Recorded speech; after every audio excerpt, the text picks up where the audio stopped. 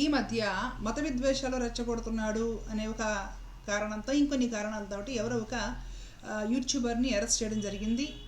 రకరకాల కేసులు పెట్టేసి ఆ తర్వాత జైల్లో కూడా పెట్టినట్టున్నారు. Okay, that's fine.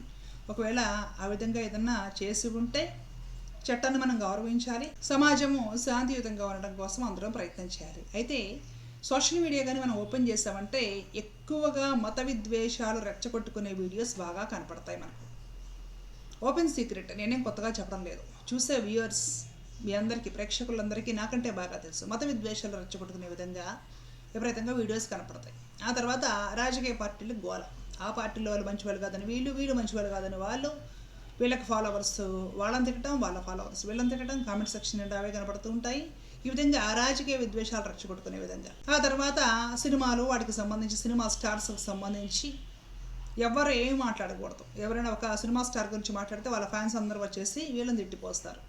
ఇలా అనమాట. అంటే ఏంటంటే మత విద్వేషాలు, రాజకీయ కలహాలు, సినిమాల పిచ్చి, ఇవి మనకి సోషల్ మీడియాలో విపరీతంగా కనపడుతూ ఉంటాయి. ఇతర దేశాలు కానీ మీరు గమనించండి, ప్రగతి పదంలో దూసుకుపోతూ ఉంటాయండి. ఎడ్యుకేషన్ కోసము లక్షల కోట్ల రూపాయలు ఖర్చు పెడుతున్నారు. మనం ఎడ్యుకేషన్ కోసము ఖర్చు పెడుతుంది చాలా తక్కువ ఇతర దేశాలతో పోల్చుకుంటే. ఎడ్యుకేషన్ గురించి ఆలోచన లేదు.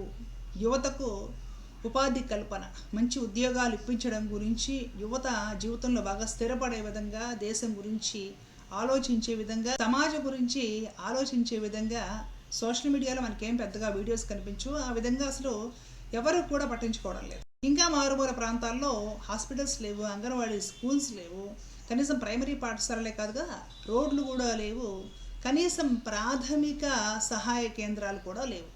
అలాంటివి ఎన్నో మనం చూస్తాం. భారతదేశంలోనే కాదు, మన ఉభయ తెలుగు రాష్ట్రాల్లో చూస్తాం, మన ఆంధ్రప్రదేశ్లో కూడా చూస్తున్నాం. ఇన్ని రకాల సమస్యలున్నా కూడా పరిష్కారం దిశగా ఎవరు ఆలోచించకపోగా తెల్లారు లెగిస్తే సోషల్ మీడియాలో మత విద్వేషాలు రెచ్చగొట్టుకోవడము. ఆ మతం వాళ్ళు ఈ మతం వాళ్ళని తిట్టాలి, ఈ మతం వాళ్ళు ఆ మతం వాళ్ళని తిట్టాలి, ఈ మత గ్రంథాలు వాళ్ళు ఎండగట్టాలి, వాళ్ళ మత గ్రంథాలు వీళ్ళు ఎండగట్టాలి. చివరికి గొప్ప గొప్ప ఆచారాలను విడిచిపెట్టరు, ప్రవక్తలను విడిచిపెట్టరు, అందరినీ తిట్టిపోయారు. వాళ్ళ జీవితాలు తవ్వి తోడి వీళ్ళేంటో కడతో చూసినట్లుగా దారుణంగా తిట్టిపోయాడు. మరి ఇలాంటి వాళ్ళందరిపైన కూడా చర్యలు తీసుకుంటే సోషల్ మీడియా బాగుంటుంది. సోషల్ మీడియా ఏదైనా సరే విజ్ఞానం కోసము లేదా కాసేపు సరదాగా రిలాక్సేషన్ కోసము చూడడానికి వాడుకుంటే ఆరోగ్యకరంగా ఉంటుంది, సమాజం కూడా ప్రశాంతంగా ఉంటుందని నేను కోరుకుంటున్నానండి. ఈ మధ్యకాలంలో మనం గమనిస్తే అందరిని తిట్టిపోస్తున్నారు. రాముడిని తిట్టేవాళ్ళు రాముడిని తిడుతున్నారు, కృష్ణుని తిట్టేవాళ్ళు కృష్ణుని తిడుతున్నారు, జీసస్ని తిట్టేవాళ్ళు జీసస్ని తిట్టిపోస్తారు, మహమ్మద్ ప్రవక్తని తిట్టేవాళ్ళు ఆయన్ని తిడుతున్నారండి. వాళ్ళ జీవితాలని బయటికి లాగి మరీ తిడుతున్నారు. ఈ మధ్యకాలంలో ఒకటి చూసాము. ఆమె ఎవరో ఈ ప్రస్తుతం ఉన్న గవర్నమెంట్కి సంబంధించి మైనారిటీ మోర్చాకి సంబంధించి ఒక మహిళ అనమాట, ఎక్స్ ముస్లిం ఆవిడ. మహమ్మద్ ప్రవక్త పెళ్లిళ్ళ గురించి మాట్లాడుతుంది. అవసరమా? మహమ్మద్ ప్రవక్త 8 సంవత్సరాల అమ్మాయిని పెళ్లి చేసుకున్నాడు, అది రాంగ్ అని ఇష్టం వచ్చినట్టు మాట్లాడుతుంది. ఇంకా మనము కొన్ని రాజకీయ పార్టీల్లో కొనసాగాలంటే, లేకపోతే యూట్యూబ్లో పాపులర్ అయిపోవాలంటే తెల్లారు లేసిన దగ్గరుండి మతాలని, మత గ్రంథాలని, మతాల ప్రవక్తలని, ఆచార్యుల్ని మొత్తాన్ని నోటికి వచ్చినట్టు తిట్టిపోయాలి. ఇలాంటివన్నీ కూడా పబ్లిక్ని రెచ్చగొట్టడము లేదంటే బాధ పెట్టడమే అవుతుంది కదా. ఉదాహరణకు చూసుకుంటే ఈ మధ్య కాలంలో రీసెంట్గా 100 ఏళ్ల చరిత్ర ఉంటుందేమో, రామకృష్ణ పరమహంస గారు తన 25వ సంవత్సరంలో తన వివాహం చేసుకున్న మాతృమూర్తి శారద, ఆమెకు 5 సంవత్సరాల వయసు అప్పుడైంది వివాహం. రామకృష్ణ పరమహంస వారికి 25 సంవత్సరాలు, మాతృమూర్తి శారదాదేవికి 5 సంవత్సరాలు. దాన్ని మనం తప్పుపట్టట్లేదండి, ఎందుకంటే ఆనాటి సమాజంలో అవి అత్యంత న్యాచురల్, క్వైట్ కామన్ థింగ్స్. మనం ఇప్పుడు ఈ వేలెత్తి చూపించడానికి లేదు. అట్లాగే మహమ్మద్ ప్రవక్త గారి జీవితంలో కూడా జరిగి ఉండవచ్చు. కానీ ఇప్పుడు లాగి పీకి తోడి తొవ్వి ఇది రాంగ్ అనేసి గొంతెత్తుకొని అరిచి ఎందుకు కొందరిని బాధ పెట్టాలి మనము. అలాగే జీసస్ని దారుణంగా జీసస్ తల్లి ఈ మదర్ మేరీని పట్టుకొని లకారంతో తిట్టడం, వేశ్యాన్ని తిట్టడం, దీని గురించి ఇంతకుముందు నేను వీడియో కూడా చేస్తాను. అసలు భారతదేశంలో మహిళలను ఈ విధంగా తిట్టొచ్చా? మహిళలను గౌరవించి పెద్ద పీట వేసే సంస్కృతి భారతదేశంలో ఉంది. మరి ఈ విధంగా మదర్ మేరీని బూతులు తిట్టవచ్చునా? వేసతో పోల్చవచ్చా? మరి ఇలాగ చేస్తే వాళ్ళకి ఏమి శిక్షలు ఉండవా? ఇలాగ సోషల్ మీడియాలో మత కలహాలు రెచ్చగొట్టే వాళ్ళు ఎవరైతే ఉన్నారో వాళ్ళందరినీ ఏం అరెస్ట్ చేయరా? వాళ్ళపైన కేసులు ఉండవా? వాళ్ళని ఎవరో ప్రశ్నించారా?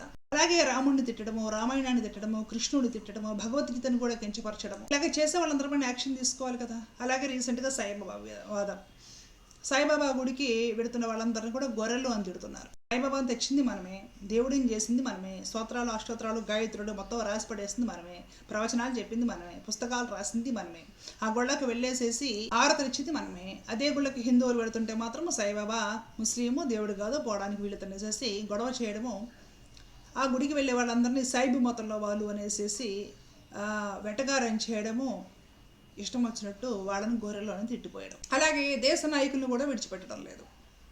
సత్యము అహింస విశేషంగా ప్రచారం చేసి అంటరానితనము అస్పృశ్యత చువాచూత్ అంటచుకున్నట్టు ఏదైతే ఉంటుందో దాన్ని నిరోధించడానికి జీవితకాలం కూడా ఎంతో ప్రయత్నం చేసి ఎంతో పోరాటం చేసి దళితులను దేవాలయ ప్రవేశాలు చేపించి వాళ్ళ కోసం అహర్నిశలు కృషి చేసిన మహాత్మా గాంధీ గారిని పట్టుకొని ఆడపిల్లలతో పడుకున్నాడని ఇంకా నీచంగా అతి నీచంగా ఏవో లెటర్స్ దొరికాయి, వాళ్ళ పుస్తకంలో రాశారు, వీళ్ళ పుస్తకంలో రాశారు, ఈ విధంగా పబ్లిక్లో వీడియోలు చేస్తున్నారు. అంటే ఒక భారతదేశమే కదా ప్రపంచమంతా కూడా గౌరవించే వ్యక్తులని, ఆ కాలపు దేశ నాయకుల్ని వాళ్ళందరూ కూడా అతి నీచంగా చిత్రీకరిస్తూ రకరకాల ఫోటోలు చూపిస్తూ రకరకాల బుక్స్లో ఉండే పేజెస్ చూపిస్తూ ఎవరెవరో రాసిన పుస్తకాలు చూపిస్తూ నీచంగా పబ్లిక్లో వీడియోలు వదులుతున్నారంటే మరి ఇది దేశ హితం కోసం చేస్తున్నారా? మరి ఇలాంటి వాళ్ళపైన చర్యలే, ఇలాంటి వాళ్ళపైన కేసు పెట్టారా? ఇలాంటి వాళ్ళ గురించి యాక్షన్ తీసుకోరా? ఎప్పుడెప్పుడో శరీరం వదిలేసి వెళ్ళిపోయిన దేశ నాయకులను కూడా వాళ్ళ వ్యక్తిగత జీవితాలను కూడా అతి నీచంగా అసభ్యకరంగా అసలుకి ఆడవాళ్ళు అయితే వినలేని విధంగా కించపరుస్తూ లెక్కలేని వీడియోస్ మనకు సోషల్ మీడియాలో తెలుగులోనే కనిపిస్తాయి.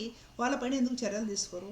అలాంటి వీడియోస్ ఎందుకు రిమూవ్ చేయించరు? ఇంకా దరిద్రం ఏంటంటే ఈ ఫోన్ కాల్ రికార్డ్స్ మొహాలు చూపించుకోకుండా ఫోన్ కాల్స్ మాట్లాడుతూ చండాలంగా అతి నీచంగా అసలు లేడీస్ కానీ పద్ధతి గల వాళ్ళు ఎవ్వరు వినలేని అతి నీచమైన అశ్లీలమైన భాషతోటి అలాంటి బూతులు మాట్లాడుతూ ఫోన్ కాల్స్ రికార్డ్ చేసేసి వాటిని సోషల్ మీడియాలో ఎక్కించుకుంటే ఈ బూతులు వినడానికి అలవాటు పడిపోయిన వాళ్ళు, బూతులు ఇష్టపడిన వాళ్ళు అవి చూసి ఆహా ఓహా అని చూస్తుంటే ఆ విధంగా కేవలం ఫోన్ కాల్ రికార్డ్స్ అప్లోడ్ చేసి వ్యూస్ తెచ్చుకొని కొన్ని సంవత్సరాలుగా సోషల్ మీడియా మీద కొందరు బతుకుతూ ఉన్నారు. మరి అలాంటి ఛానల్స్ పైన ఏ విధమైన చర్యలు ఉండవా? చూపించుకోరు అన్ని మతాల్లోనూ. ఒక మతం నేను చెప్పడం లేదు, అన్ని మతాల్లో కూడా మొహాలు చూపించుకోకుండా ఇతర దేవతలను లేదంటే ఇతర ప్రవక్తలను ఇతర మతాల్లో వాళ్ళని మత గ్రంథాలని దాంట్లో ఉండే మహిళలని అతి జుగుప్సకరంగా బూతులు మాట్లాడుతూ ఫోన్ కాల్స్ మాత్రమే రికార్డ్ చేస్తే మొహాలు చూపించుకోకుండా లైవ్లు పెట్టుకుంటూ బూతులు తిడుతూ కేవలం బూతులే ఉంటాయి ఆ ఛానల్లో, ఇంకేమీ ఉండవు అనమాట. నీతి అనేది కనపడుతుంది, బూతే కనపడుతుంది అనమాట. అలాంటి ఛానల్స్ సంవత్సరాల నుంచి మనం కూడా కొనసాగిస్తూ ఉన్నాయి సోషల్ మీడియాలో. మరి వాళ్ళపైన ఏ విధమైన చర్యలు ఉండవా? అవన్నీ సమాజానికి హితకరమైనవి అని మీరు అనుకుంటున్నారా? ఇవి కాకుండా పిల్లలు చూడకూడని అసభ్యకరమైన అడల్ట్ కంటెంట్, అసభ్యకరమైన జోక్స్, ఇట్లాంటివి రకరకాల సోషల్ మీడియాలో ఉన్నాయి. దీనివల్ల సమాజం పాడైపోవడం లేదా? పిల్లల యువత పాడైపోవడం లేదా? ఇతర మతాల వరకు ఎందుకండి? హిందువులే కొట్టుకుంటున్నారు. పరమ పూజలైన చిన్నచేర స్వామివారు గొప్ప సంఘ సంస్కర్త, గొప్ప సామాజికవేత్త, సమాజ సేవకులు, సమాజమంతా నారాయణమయంగా భావించిన ఒక మహా వ్యక్తిత్వం కలిగిన వారు, మహాత్ములు. వారిని జియర్ ఖాన్ అని, జింజర్ అని, శబద్వేషి అని రకరకాలుగా చండాలంగా చదవలేని విధంగా టైటిల్స్ పెట్టేసి ఏఐలో పూజ్య స్వామివారి ఫొటోస్ క్రియేట్ చేసి కేవలం వైష్ణవ సాంప్రదాయం పైన కోపంతో విద్వేషాలు సృష్టిస్తూ బోర్డు మంది వీడియోలు చేస్తారు. ఇవన్నీ కలహాలకు కారణమయ్యేవి కాదా? వాళ్ళపైన చర్యలేవి? అసలు సోషల్ మీడియాలో ఇన్ఫ్లుయెన్సర్స్ అని చెప్పేవాళ్ళు చాలామంది ఎవరిని విడిచిపెడుతున్నారు? రామకృష్ణాది గొప్ప అవతార మూర్తులను విడిచిపెట్టడం లేదు. రామాయణ భారతాది భాగవతాది భగవద్గీత ఇత్యాది గ్రంథాలను విడిచిపెట్టడం లేదు. గొప్ప గొప్ప ప్రవక్తలైన జీసస్, మహమ్మద్ ప్రవక్త లాంటి మహాత్ములు విడిచిపెట్టడం లేదు. మహాత్మా గాంధీ గారు, జ్యోతిరావు ఫులే ఇట్లాంటి కొందరు గొప్ప సంఘ సంస్కర్తలు ఉన్నారు. దళిత అభ్యున్నతి కోసం ఎంతో కృషి చేసిన వాళ్ళందరూ కూడా ఒక బ్రిటిష్ వాళ్ళ కోవర్టులుగా చిత్రీకరించి పరమ గలీజ్గా అతి నీచంగా వాళ్ళ వ్యక్తిత్వాలని కించపరిచే విధంగా అతి నీచంగా చేసిన వీడియోస్ ఎన్నో మనకు సోషల్ మీడియాలో చూడడానికి దొరుకుతాయి. దేశ నాయకుల వ్యక్తిగత జీవితాల గురించి పరమనీచంగా చిత్రీకరించిన వీడియోస్ మనకు కనపడుతూ ఉంటాయి. రకరకాల మతాలని ఫాలో అయ్యే వాళ్ళని గొర్రెలని అదని ఇదని రకరకాలుగా కూడా తిట్టే వాళ్ళు మనకు కనపడుతూ ఉంటారు, పబ్లిక్లోనే తిడుతున్నారు. అలాగే హత్యలు చేసిన గాడ్సే లాంటి వాళ్ళని గొప్ప గొప్ప దేశ నాయకులుగా, గొప్ప మహాత్ములుగా, భారతదేశానికి ఎంతో మేలు చేసిన వారిగా చిత్రీకరిస్తూ ఉన్నారు. అన్ని మతాలలోనూ కూడా ఉన్మాదం ప్రోత్సహిస్తున్నారు, టెర్రరిజం ప్రోత్సహిస్తున్నారు. పిల్లారు లెగిస్తే మత విద్వేషాలు రెచ్చగొడుతూ దాన్నే జాతీయవాదంగా, దాన్నే అసలు సిసలైన దేశభక్తిగా చిత్రీకరించుకుంటూ పొట్టగడుపుకునే వాళ్ళు ఓరడు మంది మనకు సోషల్ మీడియాలో కనపడతారు. వీళ్ళకి వేరే పనేమి ఉంటుందన్నమాట. ఫోన్పేలు, స్కానర్లు అవన్నీ పెట్టేసేసి తెల్లారు లేచిన దగ్గర నుండి మత విద్వేషాలు రెచ్చగొడుతూ ప్రతి చిన్న విషయాన్ని కూడా భూతద్దంలో చూపించేసేసి ఏదో భారతదేశానికి ధర్మానికి ప్రమాదం వచ్చేస్తుంది అని గొడవలు చేస్తూ హడావిడిగా జనాలు నివ్వెరపోయే విధంగా వాళ్ళని బాగా ఉద్వేగానికి గురి చేసే విధంగా ప్రసంగాలు చేసేసి ఫోన్పేలు స్కానర్లు పెట్టేసి జనాల దగ్గర నుండి అడుక్కొని బతకడం, ఇలాంటి పనులు చేసేవాళ్ళు మనకు బోలెడు మంది సోషల్ మీడియాలో కనపడతారు.